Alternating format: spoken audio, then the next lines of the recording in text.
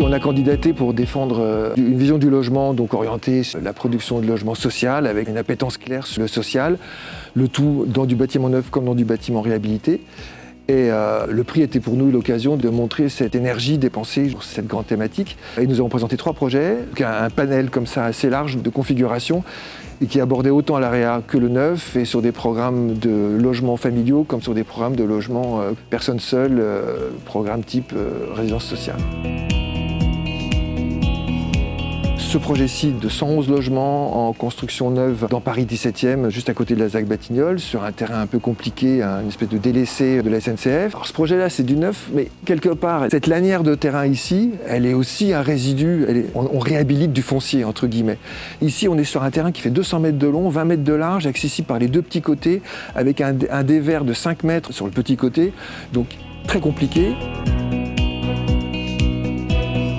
Des terrains qui n'apparaissent pas de prime abord comme étant valorisables, des bâtiments qui risqueraient d'être détruits. Le fait est qu'ici il y avait des bâtiments qui n'étaient vraiment pas intéressants et pas possibles de réhabiliter, donc il y a eu une démolition qu'on a récupéré un terrain vierge, mais foncièrement compliqué. Et donc l'intérêt de ce projet-là, c'est aussi de montrer des configurations complexes de foncier génèrent un cadre de contraintes qui nous oblige bien évidemment à beaucoup de travail, mais qui en même temps génère une spatialité étrange, étonnante, qui fait aussi la richesse de la ville.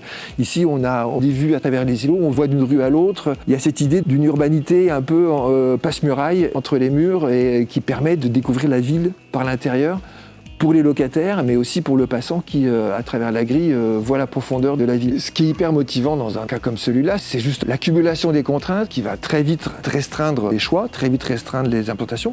Il y a une espèce de jeu de contorsionniste, entre guillemets, qui permet de modeler un volume, et ça, c'est hyper intéressant. La complexité n'est pas un but en soi, mais la manière de résoudre une complexité est très stimulante, la manière de dessiner des logements.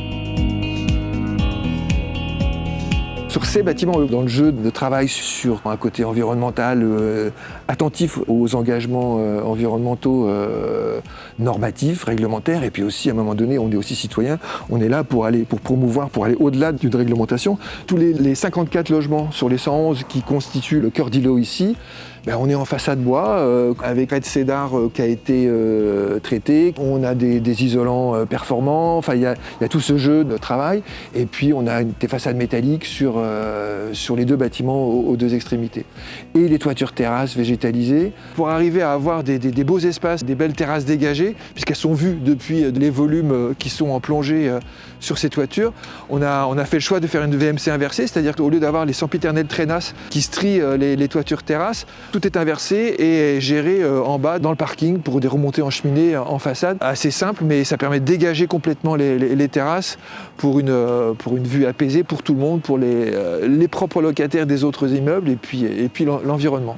On a aussi comment jouer de cette espèce de dualité entre cette ambiance sauvage en cœur de la ville qui vient s'immiscer dans notre parcelle avec des plantations hyper rustiques, de robiniers, enfin des choses qui ne demandent pas un entretien et qui sont de la même nature que les plantations de la Petite Ceinture.